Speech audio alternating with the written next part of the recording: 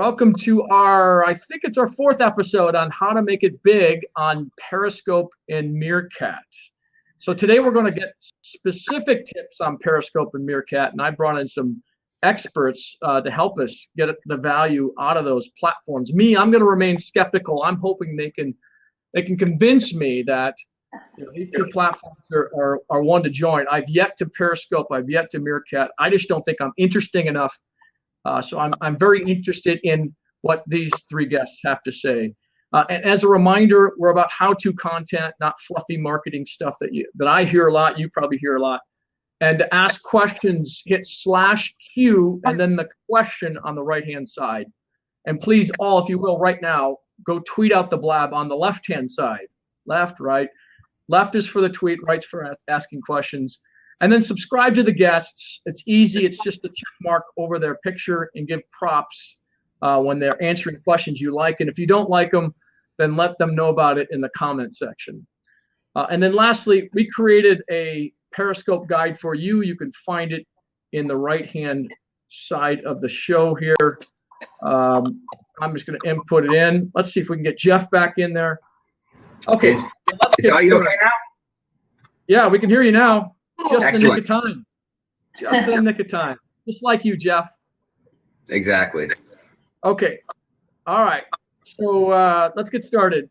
My three guests, Geoff Golberg, Brian Fanzo, Mr. Everywhere, as I call him. There's not a day that goes by that I don't see him somewhere new. I actually think he's got a twin, but we'll ask him more about that.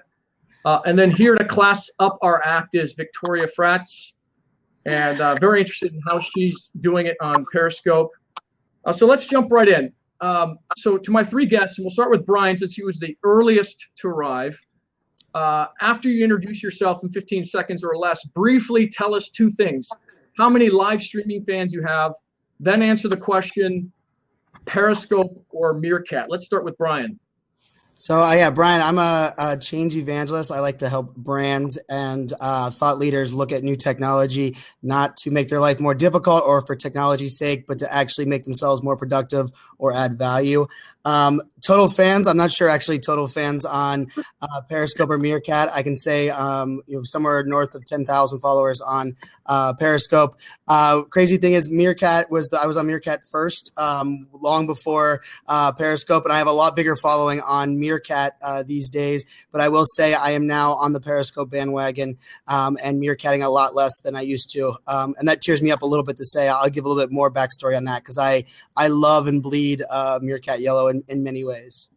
Are there even 10,000 people on Periscope right now? They're averaging 2 million users logged in a day. 2 million a day. They're watching 40 hours of video a day is being consumed on Periscope. 40 million hours of just like YouTube video there. So it's game changer. Wow. Okay, Geoff, can you introduce yourself and answer those two questions, please? Sure. So my name is Geoff Golberg, and big picture, I'm a marketer. I've been consulting for a number of startups over the past few years, effectively helping them with growth. I hate the term growth marketer, but that's kind of related to what I do. I consider myself a student of live mobile. I don't like to call it streaming. Rather, I'll call it live mobile participatory video. Similar to Brian, I jumped onto Meerkat first. I have around 16,000 followers on Meerkat, maybe 13,000 followers. I'll call them followers or friends as opposed to fans on Periscope. And also similar to Brian, these days, largely finding myself more so spending time on Periscope as opposed to Meerkat, although there was a point where, I was very, very gung-ho Meerkat as well. I think there's room for plenty of players in the space, but these days I'm on Periscope more. All right. Victoria. Hey. Hi. Yeah, so I think I haven't looked in a long time, but on Meerkat is where I started way back when, just like Brian, way back before Periscope even happened. I think I have like 37,000, something like that on Meerkat. And then I've been using actually YouNow a lot lately. So I'm going to add a third player into this mix today. And that's an amazing platform because it's really, the numbers that I've seen are that it's the biggest one of the three as far as users and growth. And then I get I can get something like 12,000 views a day, in a short stream. So it's pretty great numbers over there. Yep. I mean, I'm just blown away by this. I had no idea, actually. So let's jump right in and find out how this is all working. So, Brian, I'm going to start with you. Do we really need live streaming apps? And I mean, when not like you and Victoria and Geoff, but the everyday person like me, do we really need these live streaming apps, or are they just for people that are influential or want to start their own show? Aren't these just glorified video selfie sticks? I love it because that hurts me in the same sense that I can tell you that I believe storytelling is something that will never go away, also something we'll never master, and also something we'll always need. And the ability to stand out from the noise in a crowded digital world that gets crowded more each day with everybody that preaches content is king, and people just spew more crap into the digital atmosphere. And I'm at an IBM event talking about all of these new sensors and technology. As all these technology and things come out, to me, standing out from the crowd, the only way you can do so, if you're a brand, if you're a person, if you're an individual, no matter what your role is the only thing that you're guaranteed to be unique on is yourself. And I think that, to me, it sounds fluffy, but the truth is leveraging live streaming allows you to show that authentic visualization of who you are. And to me, that is more so needed today than ever before. So I don't think of it as it's needed to replace anything we're doing now. I believe it's the true amplifier for all the things that you're already doing. And that's why my line of if you suck offline, you're going to suck on live stream is so true, because it is truly the idea where you can no longer behind a good blog post, a good social media account, a good Twitter account. If you really want to stand out from the noise and prove you're authentic, not just point to a website that says you're authentic, I think live streaming is the game changer. Geoff, do you agree or disagree? I largely agree. So I'm going to kind of echo Brian's storytelling angle. So I'll focus on myself here. For me, writing a blog post, it's quite literally like pulling teeth. It's very painful. Effectively communicating in 140 characters, although I think I'm decent at it, I'm certainly not the best. It's an art form, no doubt. And frankly, there's no better way than via a live stream for me to convey to hopefully a like-minded audience and at scale who I am, how I think, and what I'm about. So that's largely why I think it should be compelling for every individual, influencer or not. And Victoria, I mean, is this for everybody, or is it just for people like you, or Brian or Geoff? Well, I would say I'd liken it to something like YouTube or even Snapchat. So in the beginning, it's kind of like people are feeling it out and kind of just giving it a try. And as it becomes more popular, it's going to become overcrowded. I mean, right now, if you want to make it big on YouTube, you better be damn good, or it's just going to be impossible, or have like a million friends. So it could become overcrowded. And then I think just the top players, the best people are just going to rise to the top. And other than that, people will just follow you like they follow their friends. So, and I agree. And I think one of the differences in between YouTube is I had a YouTube blog, a video blog. Actually, the day I downloaded Meerkat, I was in Barcelona, and I had literally just hung up, stopped recording my video blog for my YouTube channel. And then someone told me about Meerkat. I did my first Meerkat. But the difference to me on like this idea is to be great on YouTube, you have to be a master of SEO. You have to be a master of some post-production. To be great on live stream, you have to be great at delivering great content for your audience. I don't care what your audience is. If you listen to your audience and know your audience, it can be everything from an artist to a CEO to someone that's showing their cooking, or a life coach. If you know your audience, the way you stand out and you actually build a following and you become great is if you create great content. You don't have to SEO yourself. You don't have to do. So to me, what this is really allowing is what you were saying, Victoria. Don't think because marketers are the early adopters that it's a marketing platform. I kind of disagree in the idea. I think it's great that marketers kind of jumped on it and are finding a way to market it. But the marketers are going to come and go. It's the people that are understanding their audience are going to be the ones that come and kind of rise with the tide. And it's because they're creating great content.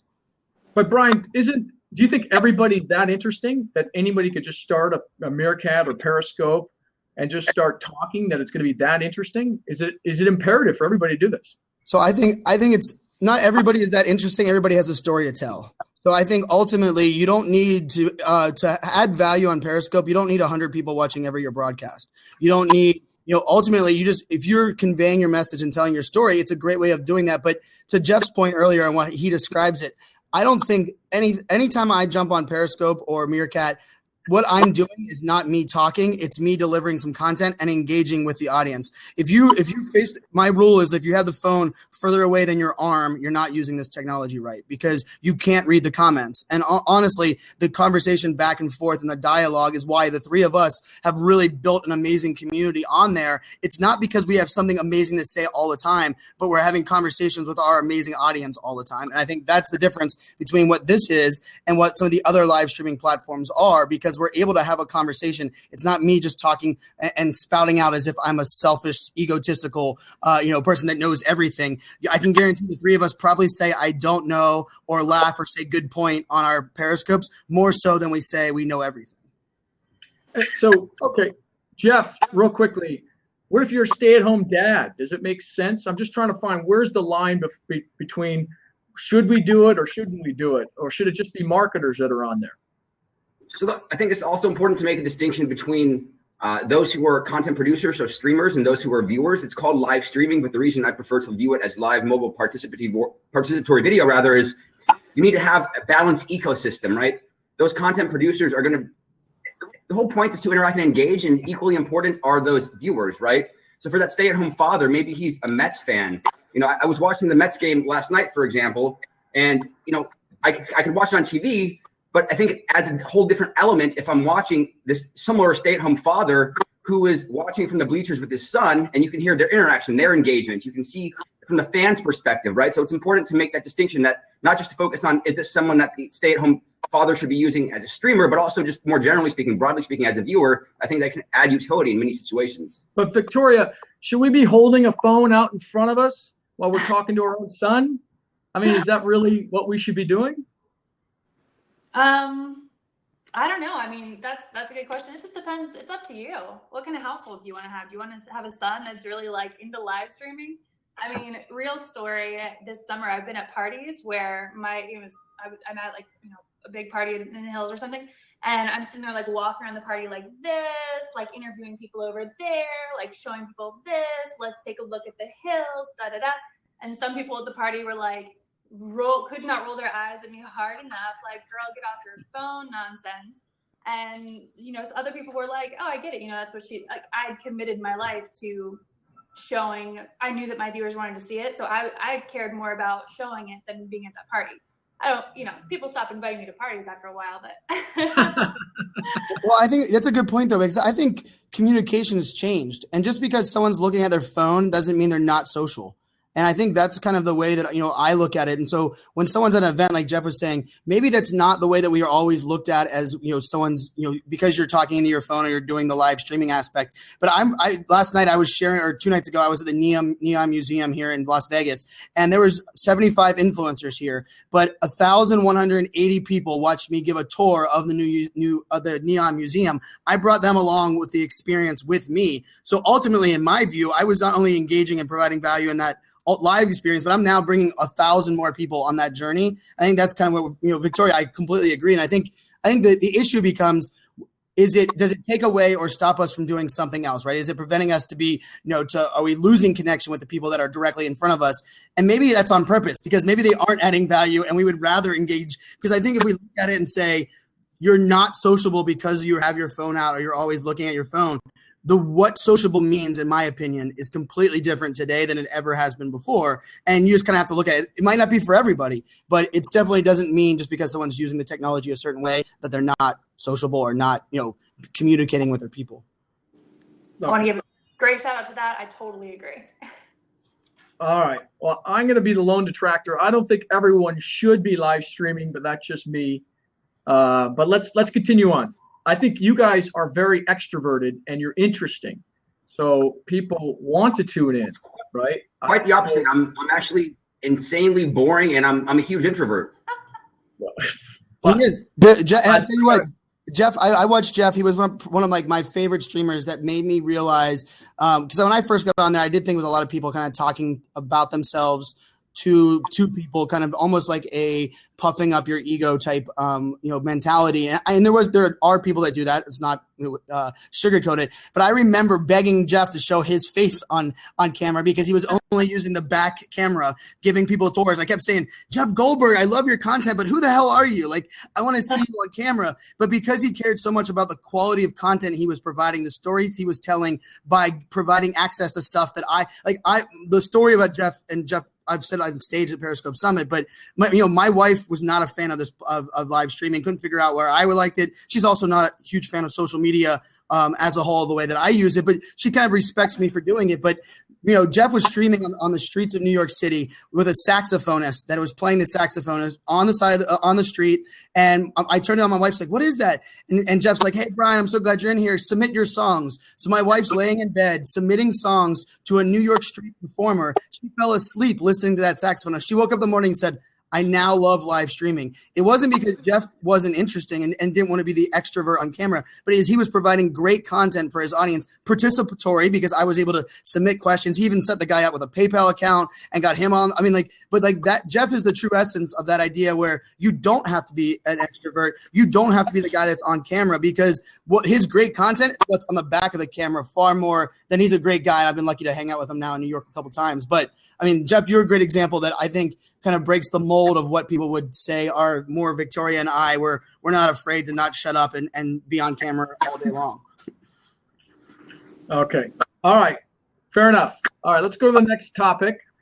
And so what I really want to try and understand is, I see Periscope and Meerkat as through a marketer's lens. So I'm real curious as to whether you see there's benefit to your personal business, and then let's expand to corporations or companies that are considering using this in their business. Tell me what you think the value is, or have you got any value thus far in using these live streaming apps? Ladies first. Victoria. Yeah, I don't know. I don't work with any marketing agencies right now, and so I guess what I really like about my content, for example, is that I just try to be as authentic as humanly possible. Whatever I say and think, it's completely unfiltered. I try not to curse, and I try and, limit it to 2 glasses of wine per stream. But I don't know. I guess I would be a little sad for it to kind of sell out. We've seen other platforms, and not that you have to sell out when you work with a marketing person, but always being sold to. It's just, people are smart. People are very smart. They know exactly when they're being sold to. And if a agency or a marketing company or a brand is not doing it right, and they're just forcing the product down someone's throat, too much of that can definitely kill a platform. A solid marketing brand product can certainly do a good job. I've seen great examples on Vine. But I just think as long as there's always the authentic, people to people connection, and it's not being too over bloated with buy this product. People they're smart. The moment you start treating them like they don't know that they're being sold to, you're probably gonna, sorry about it. But what's the point of being on these platforms? Is it if it isn't for some kind of revenue opportunity? Well, I believe a revenue opportunity doesn't mean you have to hard sell, right? I think Victoria, you brought up a great point. The idea, I think there are people that are hard selling that are only promoting directly their product. But last time I checked, I'm a subscriber to the jab, jab, jab, right hook element, right? And the idea, the reason you're jabbing to build that long-term relationship is people buy from people they like. That's the notion. But they also buy from people they can relate to, people that they know are authentic. And we're living in a world right now with more transparency than ever before. Nobody wakes up in the morning, no brand. I don't care what brand you are. No one wakes up in the morning and says, what is my favorite brand tweet? What's my favorite brand's blog? What's my favorite brand's post? Nobody does. But if you humanize that and you start putting a human face on it and having it as a conversation with your audience and actually connecting, then it's changing the game. I'm here with IBM. IBM paid for me to come out to this event, to live stream this event as an influencer and share the experience. But they didn't tell me. I'm not giving one call to action for a landing page. I'm not giving one direction, and I got no direction on what to say or not say in the sense of what I could and cannot do.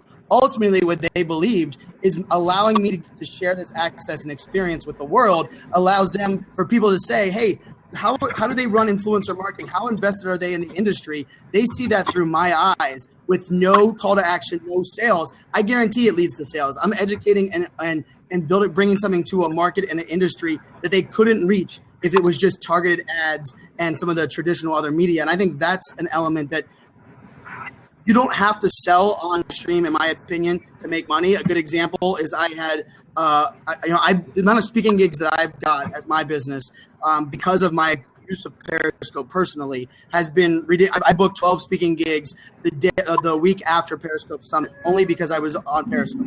People found me on Periscope. I booked those gigs. I had a book. I'm writing a book, and I had my chapter over my shoulder in one of my Periscopes. Someone DM'd me afterwards and said, hey, I want to know more about that book. I work for a very large company. We're looking to sponsor books that are focused on collaboration. I'm now negotiating with them.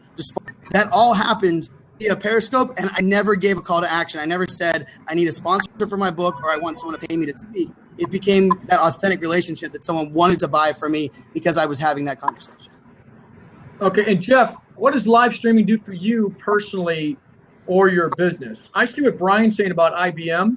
IBM can afford to wait. I'm not sure small businesses or all small businesses or even medium-sized businesses can wait for this to pay off. I agree the jab, right hook philosophy is a good one, but I want to see a right hook occasionally on Periscope or Meerkat. Sure. Is my sound working? Hopefully it is. It is? Yeah. It's okay. Excellent. Yeah. It's pretty good. So as far as, benefiting my personal business, it all goes back to the storytelling. For me, it's a great vehicle for me to convey to others who I am, how I think, what I'm about, right? I work as a marketer. I help startups grow. I rarely discuss during my streams what I do because, frankly, I think I prefer to share the sights and sounds of New York City. It's evergreen content. It's helped me scale my audience quickly. That has led to, based on my storytelling ability, perhaps, people look me up on LinkedIn, they see the things that I've done in the past, and they reach out to me. I'm so laser focused on content right now. I've turned down a really significant amount of business connected to streaming and other kind of marketing related things that originated by way of my storytelling ability, if you will, right? For me, the end game isn't one in which I'm a content producer. Frankly, I don't particularly enjoy streaming. That may be taboo to say here. But for me, it's all about rolling up my sleeves and experimenting with different types of content, different formats. I'm very bullish in this space, and I do intend on building a business around live mobile participatory video, but it's not going to be one where I'm monetizing my content. That's not the end game. For me, it's about learning. And to your point about when does that right hook come, I think a lot of brands are averse to jump on board at this point. It lacks the sort of scale that you can get by way of other vehicles, whether they're social channels or if you're going to buy display ads from a demand-side platform or from an advertising exchange.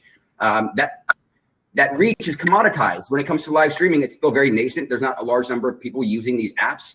So I think that's largely leading brands to be averse to jumping on board. Rather than focusing on reach, I think it's more interesting for them to focus on time spent within these apps. It's constant opportunity for them to kind of message and re-message their audiences, right? There are a number of brands who I think have done some good things. Brian has worked with UFC, with Applebee's. There are brands who are leveraging it, but I think as a whole, it lacks scale. Okay, so Victoria, wouldn't it make sense for a brand to sponsor one of you three if you and their kind of philosophy and story kind of align?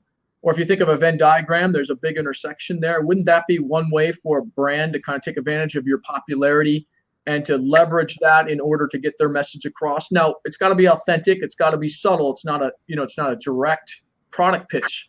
But we do this a lot on YouTube. So I'm just trying to think about how you guys can do this with Periscope and Meerkat and whatever live streaming app that you're using.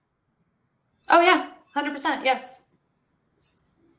You said it perfectly. I can't expand any better. And I think ultimately what it comes down to is it's really a sponsorship and more of a partnership.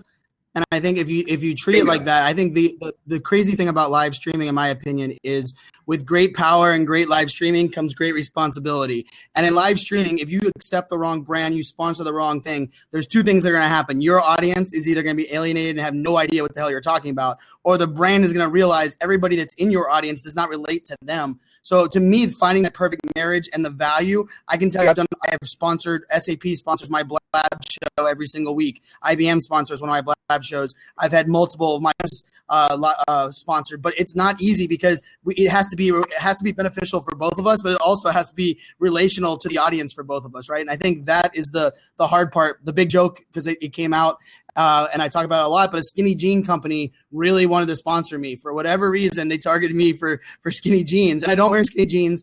But even if I did, if they looked at my scopes and the way that I use my content, I don't even use my full self. I'm very scoping most of the time, sitting at my desk or me walking in an event. So for me, the brand doesn't have to understand the platform as much as understand what the streamer is doing, the quality of content, and then who their audience is. And it's not easy. And I can tell you, even here at IBM, the amount of the different departments that are telling me, well, how would this work for me? But Mark, I will challenge you. I actually believe the small business and mid-sized businesses are the ones that can benefit the most, because you said they don't have to wait for it to pay off.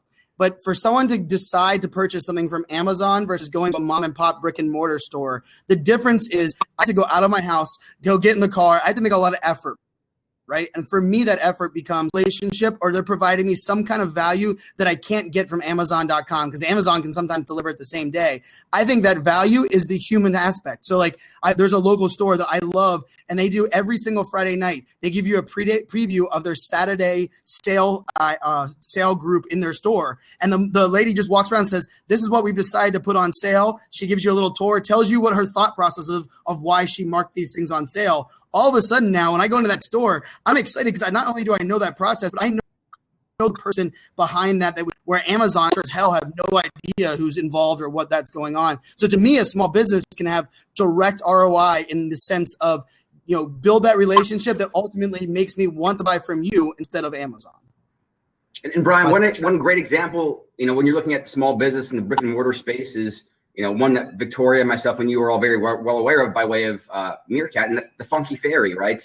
So these guys had some agreement with Meerkat where they were kind of authorized to be the official apparel provider, right? So they have a print shop based in the UK, and there was at some point in time early on when they were getting lots of traction. So what they do, Mark, is they will show you from their facility as they're making the shirts. As Meerkat viewers are on their stream requesting their shirts to be made, they'll do that, right? And they would stream their daily workday, quite literally 8 hours a day at times. And I heard from them that their business doubled at some point simply as a result of this. So there have been some wins, whether it's Applebee's or UFC or even just a brick and mortar smaller guy. There most certainly have been examples of folks coming in with that hook already. Hey, Victoria, if you could choose any sponsor out there to help them out, who would it be? Ooh, that's a good one. They might pick up the phone after this, so take your time. Well, I mean, what's your favorite product? What's your favorite product? Favorite product? Goodness. That's hard. I'm like looking around my apartment, like, what do I have here? Like my phone, my lighting equipment. Is that a Fitbit that you have on? Yeah, I mean, I would probably say I would go with Red Bull because they're such a cool brand. I think that their brand matches my personality very well. It's energetic. I've been like brand loyal to them forever whenever I drink Red Bull. So the energy, the events, they're super edgy. They're fun. I like the way that they market. They do well with their event marketing. So that's what I'm all about. Well, I mean, Red Bull is more of a media company to me than a beverage company. I think they make more money off of media now as well. If they haven't jumped into live streaming, I'd be shocked. I haven't been specifically following them, but I'd be shocked. No, they do a great job. They do great content on both Meerkat and Periscope. They actually use both pretty religiously. Okay. Yeah. I mean, they've got a bunch of events that they can take live shots of. It seems, especially extreme sports, it would be a natural for them. Okay. Let's move on. I got to do a better job of keeping us on track here. So the next question, let's start with Brian, is what specific challenges do you see brands facing when they're building, or if they want to build an engaged community on these live streaming platforms? What are the pitfalls they're going to run into, Brian?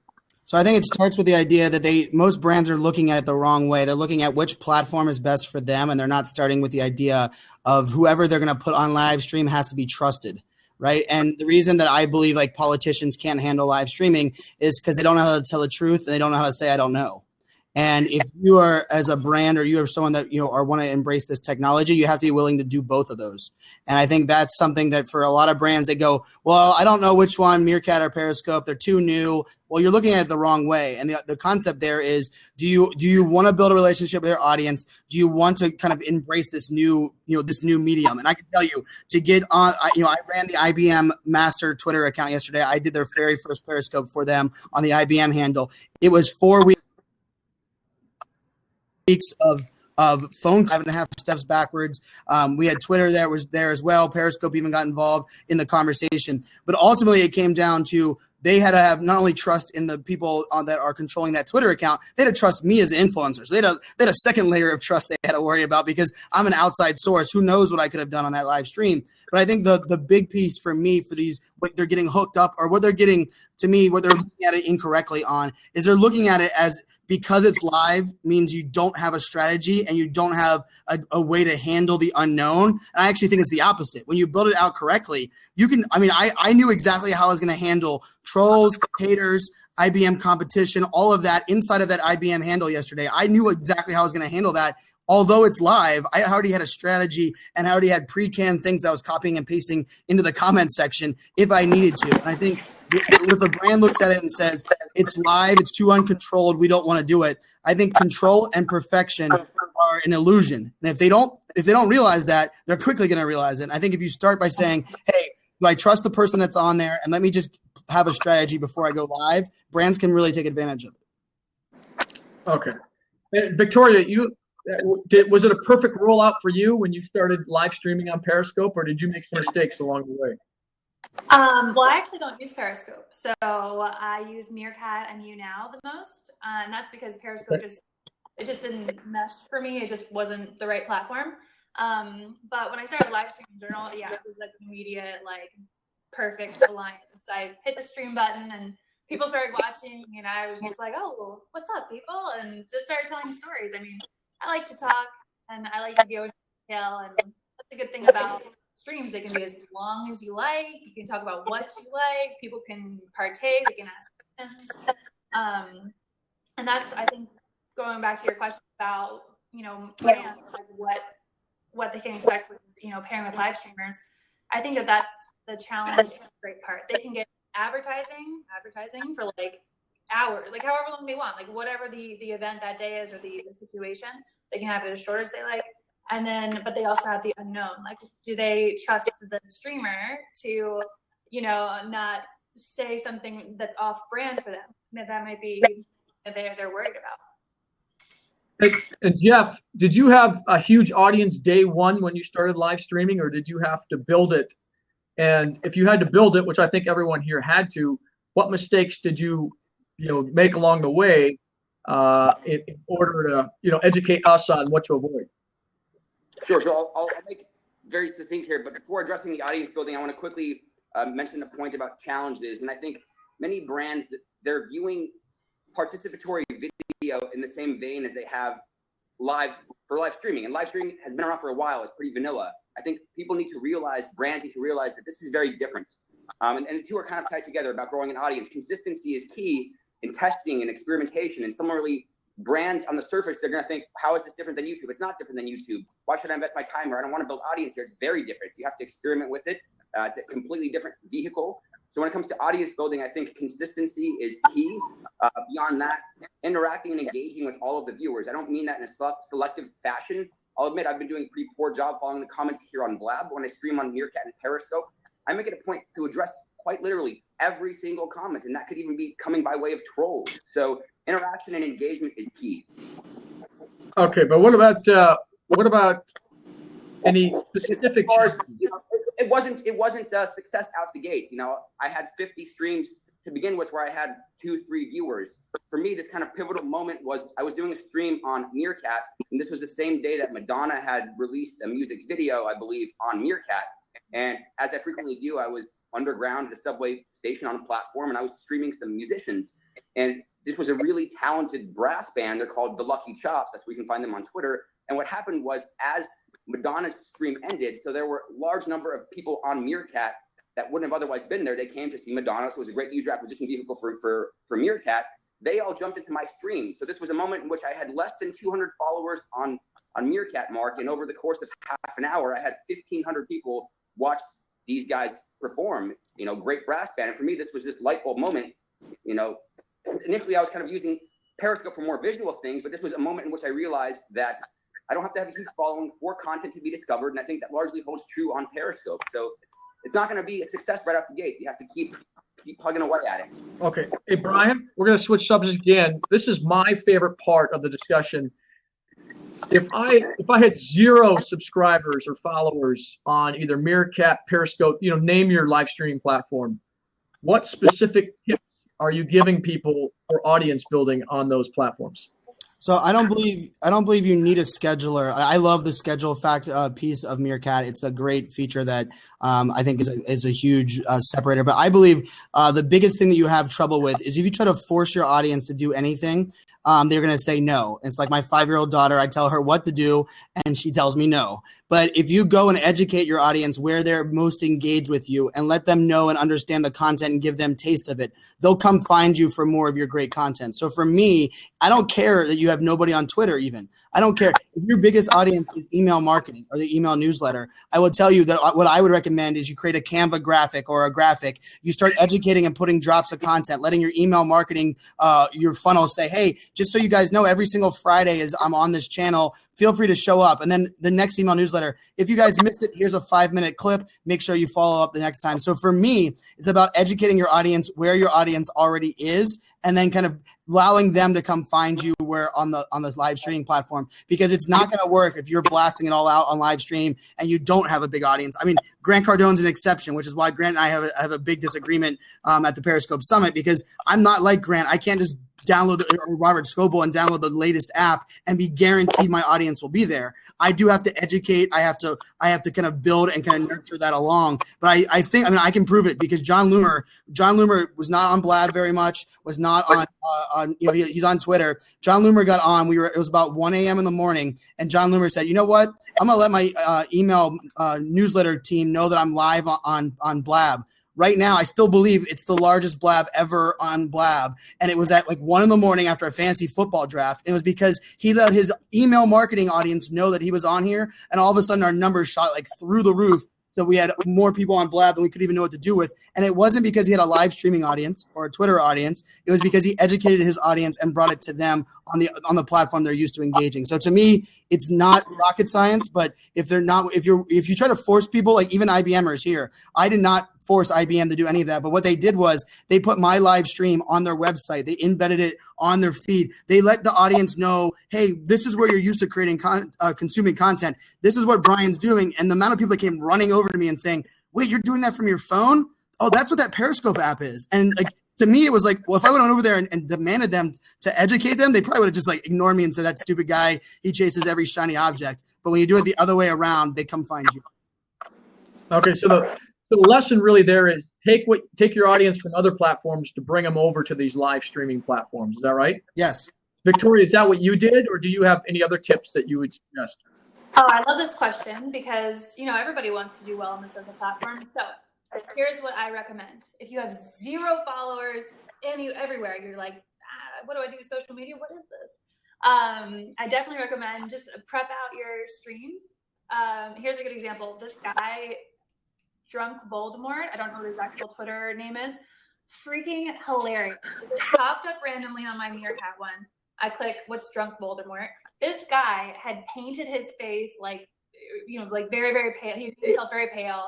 He did the whole Voldemort costume. He had some shots. He was making shots of Avada Kedavra, whatever. He was drunkenly reading Harry Potter. He planned that. And I was like, oh my God, this guy for sure has 1 million followers on Twitter. So I clicked around and searched him a little bit, gave him a follow. He had 500. It was nothing, but that guy is definitely going to grow because he planned it out. He had a lot of fun. Whatever he was doing, he had fun with it. He knew his audience. He knew that the content he was creating was interesting. So if you have nothing out there, don't worry. You can definitely still break through the noise and become this amazing, huge person. Lord knows I was around no followers just last year. And, I make sure the lighting is good. I make sure that what I'm going to say, I can be I can go on tangents for sure, but I like to like even have a couple, just like 2 or 3 bullet points just to keep myself on track. Like nobody wants to sit there and watch me be like, oh, and by the way, oh my gosh, and then this coffee. Like they kind of want whatever the theme of the stream is to kind of have some type of evolution. So, you know, I like to keep myself on track. I like to be, you know, engaging with the audience with the questions. I like to prepare. So make sure my Wi-Fi is great, make sure my lighting is good so people can actually see. If I'm talking about some type of product, I'll definitely have it there. Or if I'm just being silly, I'm going to definitely like make sure I bring my energy. I'm not just going to sit there like, so I'm Voldemort and I'm drunk, right? Like I'm going to have some shots. I'm like, I'm drunk, people.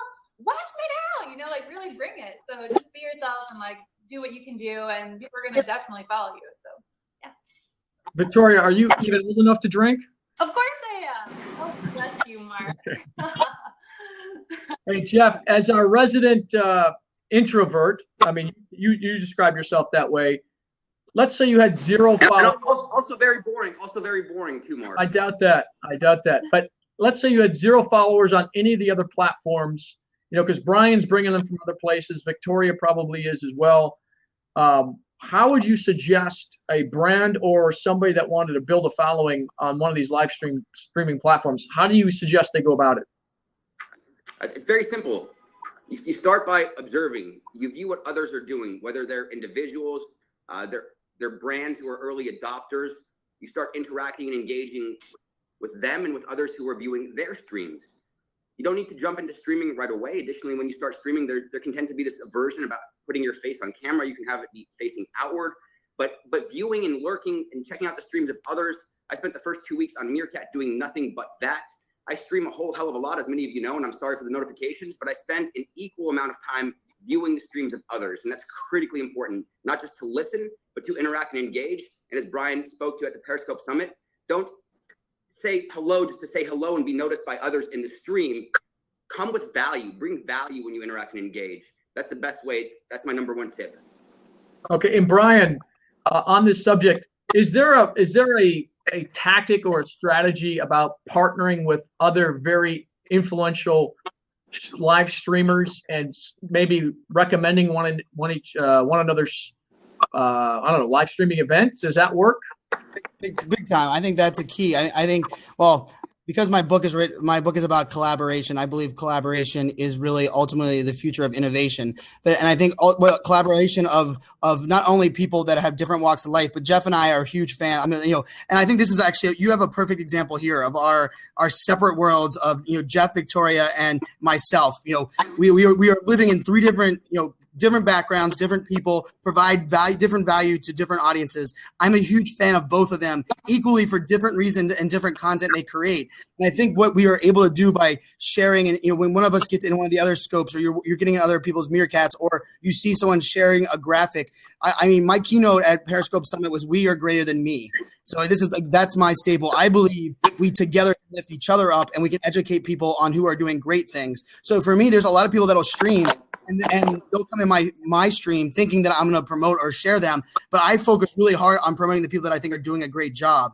And I think when you do that and you kind of align yourself with other people who are also equally doing a great job, you can really bridge audiences, can kind of connect with it. I can also tell you, you'll have people follow you and do a lot of unfollowing you, not only for notifications, but like, I mean, the amount of notifications are people that were tweeting at me or DMing me this week that said, Brian, I follow you on Periscope for personal branding and your passion for being a dad. And all this week is you're filling my feed full of IT tech conference, right? Like, I mean, like, and you kind of have to like learn that that's kind of what it is. And I even said, like, feel free to mute my notifications this week. And like, for me, it's a little bit of that side, but I love the collaboration. It's also why I don't believe Blab is a competitor to Meerkat, Periscope, YouNow. I don't think it's a competitor at all. I think it's actually the perfect bridge and complement to each of those platforms. Because one of the things I love doing is having a great Periscope, going on a great rant, building a great audience, and saying, I'm going to jump on Blab and talk about this. I want you guys to come in and collaborate because I don't know everything. So for me, Blab is like the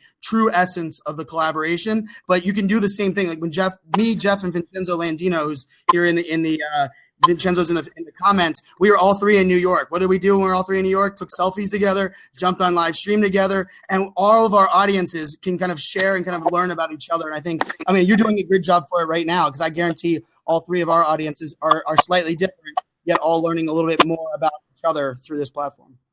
So Victoria, did you form a live streaming karetsu with Brian and Geoff? Is that how, are you guys cross promoting? You cut out, did you say a live stream career? Karetsu, Japanese for, did you guys work a deal out behind the scenes to cross promote? No, I mean, it was just natural. I mean, I think we all just kind of retweeted each other, and Brian definitely made a very good point. We all stream very different content. So this is a really nice little mixing pot, or what was it, melting pot that you have here? That's why we like doing it this way. The early days of Meerkat, Mark, were to me, were some of the most awesome elements of community that I've ever seen in my entire life. Like, we were all early adopters, and it's very similar, like what you're seeing when there's already new platforms. But there was something about the early Meerkat family that was, it's hard to even explain, because it's the reason that it hurts me that I believe the platform's kind of making some wrong decisions. And one of the vehicles for that great community was Neve, who now is kicking ass at Product Hunt. But Neve left Meerkat, but like, what we were building there, and the reason I think we are such fans of each other is because we were all figuring it out together, and we had the haters and people, when you left South by Southwest, they said, Brian, no one's going to watch your content. You were only interesting because you were at South by Southwest, right? And but we rallied together. The reason Funky Fairy were fans of that brand is because they were right there with us, live streaming. People would live stream for 4 hours. People would do 10 live streams for 10 minutes, and then we would get on and share. What did we learn? How did that work for our audience? And so that early days of Meerkat, I have a loyalty to those people that we were really working on it together. And it's part of the reason when I turned on Periscope and I hated it, and I despised it. I had it for 3 days. I uninstalled the app and went right back to Meerkat. And it wasn't until Android was actually released on Periscope did I go back and try it again, because I believe when that happened, I was like, now there might be more of a community. But the community on the early days of Meerkat, and remember, early days this March, so it's not like we're I was going to ask you that 3 years ago. We're talking March, early days. You're on internet time. Yes, but it was something that probably will be a big part of my book writing, in just the element of people coming together from all walks of life, and only there because we were trying it out and failing together. Oh. So I want to quickly jump in here, Mark, on the whole sharing kind of concept. So I think I probably share streams more than most. And for me, yes, content is subjective, right? What I consider to be good content, my trash could be Brian's treasure, Victoria's trash could be Mark's treasure, and vice versa, right? But things that I think to be good content, I make it a point to share. And people have reached out to me, Geoff, why are you sharing so much? This is your competition. These are scopers who are also sharing in New York. These are scopers who are sharing, other parts of the country. You may want to travel there and be this travel scoper. And for me, it's not about that. Sharing good content enables us all to win, because it helps push live mobile video to the mainstream. I can't count the number of people, whether it be family, friends, colleagues, who they see I'm spending so much time on these apps, so they jump on them. I get a message from them, hey, Geoff, I jumped on Periscope, I jumped on Meerkat. How do you spend so much time here? The content is garbage. And it's because discovery still is a large issue, right? So for me, I want to share what I think is good content. And, I wish that Periscope, for example, this is me going off on a bit of a rant here, but I wish that people could have notifications set to only receive notifications when I start streaming, as opposed to when I share streams, because this has led to people turning notifications off for me, because altruistically, I want to share and I want everybody to have their good content out there. But I'm all about sharing. All right, let's go to the next topic. And this is our last topic. We try to keep it under an hour. So Brian, what's next with live streaming? What should we see in the next 3 to 6 months? I know this is fast moving space. I know there's a lot going on right now. But what do we see next? I think analytics are really the big piece we're going to see grow from this platform. Really, it's just like stupid vanity metrics. The only reason I believe that we measure vanity metrics on social media is because it's the only thing that social media gave us. The reason we measure likes is because it's the only thing Facebook provided for us. I believe platforms like Blab, and the CEO of Blab is in here. He's been engaging the whole time, because the reason let's put this in that perspective. I have my business is built on monetizing shows, and I moved my shows from Google Hangouts to Blab after being only on the platform for 1 day, because of the community that was running behind it and the faith I had in the great team. And they engaged their CTO for Khan's first comment to me ever on the platform was, Brian, as a thought leader influencer, what do you hate about it? That's because he cared about the recourse. And I think ultimately we as streamers you don't have to be a brand to care about analytics, because we all want to know what's valuable. For me, I want to know why all of a sudden 20 minutes into my rant, my viewers went from 100 to 3, right? Was it, and so, and being able to study those analytics and understand it, not call to action analytics always, but really where I can provide value, how I can test and learn. So for me, analytics is a big piece. I also think you're going to see more players in the space. You have the YouTube Red channel that's coming out, which is a whole nother Periscope and Blab conversation. I think YouNow and Twitch are ones that are, it's almost a genius for them to be in this game, because they're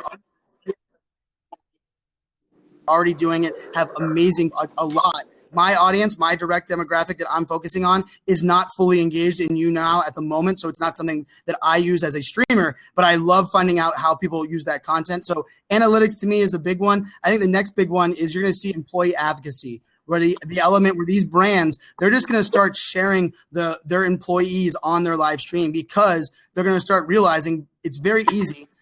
Every employee wants to know that the company's investing in their personal brand. And by doing that, you're already paying them. So you should already trust your employee.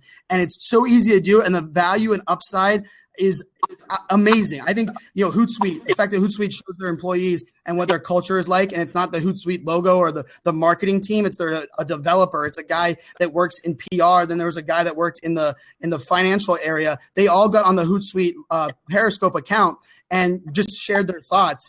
The amount of resumes they got, I don't think live streaming is a marketing play. I think live streaming is a storytelling play, and every single department and every single business can take advantage of that element of, live streaming. Analytics is what I'm excited about. Victoria, do you agree? And if so, what else do you think is coming in the next 3 to 6 months? I'll definitely say that I think the platform is going to grow as far as users, and you're going to start to see kind of a shift in content. So, the days of, sometimes I see streamers who just click stream, and maybe they're just talking to things that really only should go to maybe their top 10 friends. It's not really that interesting for a mass consumption.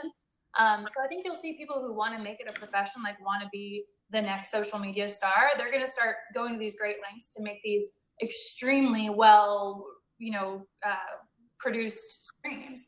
And I'm really excited for that, because I think that, the people in this room do a good job, and that there's a lot of room to grow. There's so many things that haven't been done yet. So I love when people get creative on new social, and I think that there's just this whole new creative world that can be tapped, that even when it happens, I'm gonna be like, oh my God, why didn't I think of that? And be annoyed that somebody else was more creative. I'm like, oh my gosh, I should have done that. So I'm really excited to see the potential of creativity get tapped here with live streaming. And then, quick side note, I see a lot of people are asking me questions in the comments. So I want to write everyone back, but it's on my phone, and these nails won't let me. So just a heads up, I'm not ignoring you guys. I'm later. Your questions, and I can put you back later. Thank you for the wonderful questions. Hey, Geoff, just to build on what Victoria said, do you think that the broadcast quality's got to improve a little bit to HD, and the video editing tools or the automated video editing tools have to improve in order to make this not broadcast quality that you see on TV, but a little bit better, so it's easier for consumers to kind of tune in and stay tuned in? So I don't think so. I think part of the beauty, if you will, around this new medium is that it's authentic, it's raw. I don't use a selfie stick, because I don't want to look like an idiot. I'm already yelling into my phone. But I think there's something to be said about the fact that my phone is kind of moving around. It's authentic. It's not overproduced. I think, I largely agree with Brian that analytics are on the horizon. There's Full Scope now. There's a product by Alex Pettit. And frankly, we need that. We should be welcoming that with open arms. That's required. It's going to equip us as content producers, not necessarily myself, but others who want to have partnerships with brands. It's going to equip them to better sell through these opportunities, right? But I think when it comes to what's next with live streaming is I think that we're going to start seeing this improvement of quality. And once again, good quality is subjective. But I think in many ways, and we're seeing it now, but we're going to start seeing live streaming become more TV-like, meaning that we're going to have this serialization of content. There are lots of people now that have, let's say, weekly shows. That's going to become much more commonplace. You're going to have TV guides of sorts. You have Parachute TV over on the Periscope side, which effectively is, among other things, trying to build out a live mobile video production network. You have Roker Labs, which is looking at things in that similar space. So I think we're going to see live mobile video streaming become more TV-like, and that doesn't necessarily mean that it's going to be providing. I couldn't agree more. And here's a funny thing here at IBM at this event this week. I'm running around with my phone, and shout out to the Anchor Mount team. I got a little bit of my gear stolen in my luggage when I landed on Las Vegas, and the team over at Archon Mounts actually overnighted me on their behalf for me just tweeting out and complaining about the fact that my gear got stolen. They overnighted me a tripod setup, which was just freaking awesome, and I'm a huge fan of theirs even now more. But for me, I purposely said every single time that if they were wanting me to shoot and record something that was next to a professional camera, that I said no. That's not what that's not what we're doing. No one is tuning in a shaky phone for the exact same quality experience they would receive on an HD TV. I do believe that our phone, the reason that it's taken off is because our phones on our camera are even better than our web cameras. That's why, unfortunately, I love Blab that we can use our web camera on our desktop, where you can't do that on Meerkat or Periscope. But that also then we have to have a good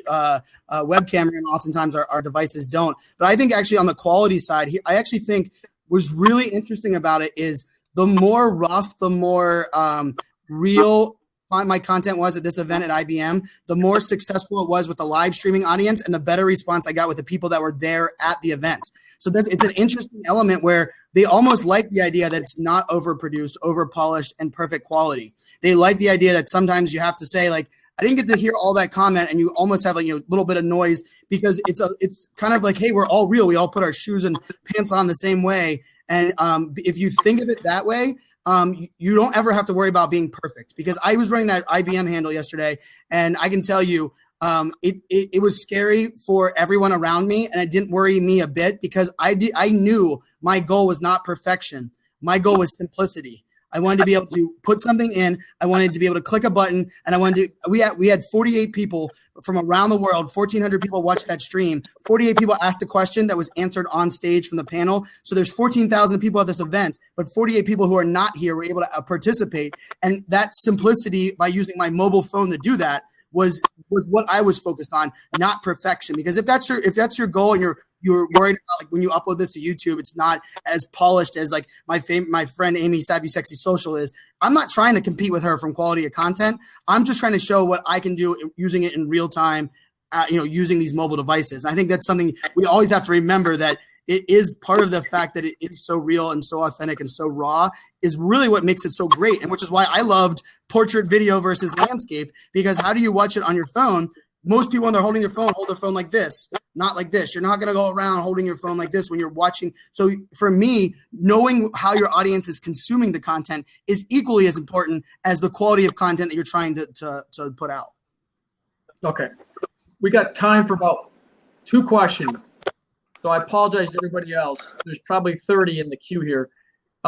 This is kind of a short answer to it. Do you think Periscope or Meerkat will embrace a desktop version like Blab has? I'll jump in here. So I think the way most people use live, sorry, Brian, I think the way most people currently use live mobile streaming, although it's from their mobile devices, you have limiting factors around data and battery life, right? So most people actually use live mobile streaming right now. Yeah, it's on their mobile phones, but they're not mobile, they're stationary. And yeah, it's kind of surprising that we could have had live mobile streaming in the way that most people are using it now a number of years back, right? Just streaming from our desktop cameras and just incorporating some basic chat element, right? So, yeah, I don't know. Okay. What do you think, Victoria? Well, you now already uses on the desktop, and so my styles of streams are two complete separate things. There's part of me out in the field at the Hollywood events, showing people behind the scenes red carpet stuff, and then the other half is me just having a dialogue, like kind of an ask me anything type of situation, which is fantastic on my desktop, because I sit here at my desk and I do my little chat, or I walk around my apartment. So being on the desktop, perfectly fine. It's not necessary. It's not really mandatory though. I can stream from a tripod. I can stream with my phone propped up against a book, or I can be out in the field. So whatever they want to do. Well, and I think to focus on. I really wish that so Meerkat allows you as a viewer to actually comment on from the browser when you're watching, right? And I think that is awesome. The only time I've ever got any FaceTime with Kayvon, I asked him that simple question about engagement on the mobile browser, and he right out said the reason that they will never have replays stay around forever, the reason that the questions disappear on demand, and the reason that he'll never have comments on the browser is that he is focused on a mobile, real-time consumption of content. And for them, that kind of opened my eyes. It pissed me off a little bit at first because I can tell you, like, of a couple of the streams I did really recently, I had over 50% of my Periscope audience on the browser. So what I ended up doing was I have a second device. So I stream with two devices. I said, if you're watching on your browser, tweet using this hashtag. I will answer your questions. So I'm literally answering them on a second device because I wanted them to participate. And when I have 500 people that are watching on a browser, they can't participate in my kind of conversation. So, and I think that's kind of the weird spot. And I also love, because Blab has done a really good job of defining what they do, right? I think these apps, the cool thing that they're doing that is really good is if you know who you are, you're going to be successful, right? I think that's why Meerkats lost their way, is they kind of forgot who they were, and they're going GoPro and going all these places that they forgot they had an amazing community, and they were innovating for things that mattered to the community, not things that were just shiny things that put you on TechCrunch. And Blab is killing it because Blab, they've answered since day one. We will never have private live streams ever, because we do not want to do private video webinars. There's plenty of really bad software that already does that. We are focused on what we know.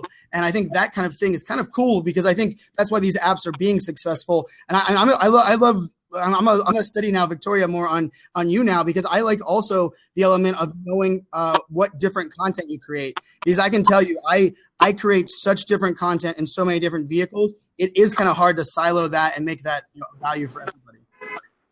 Okay. Hey, Brian, I agree. Blab does a fantastic job listening to the community, but never say never. One of the commenters mentioned it here as well. Remember, there was a point in time where Meerkat's mantra was live or never. Now they have that library, right? So around Blab saying that they're never going to have private Blabs, things change, that's all. Okay. Well, we got to wrap it up. I really want to thank our guests for joining us. Very educational. A reminder, this will be on our YouTube channel and Forbes in an article in probably a week. There were some questions about YouTube Red. We're going to have a whole show on YouTube Red, so go and subscribe to our channel. That's one thing I wish Blab has. Subscribe to the channel. I think it's just subscribe to the individual. Maybe that's the same thing, but go and subscribe. And again, thank you guys very much. Appreciate your comments. And go ahead and answer all the questions that are in the queue still if you want to stay around. Okay? Sounds good. Thanks, Mark. Thank you. Thank you, Mark. Thanks, everyone.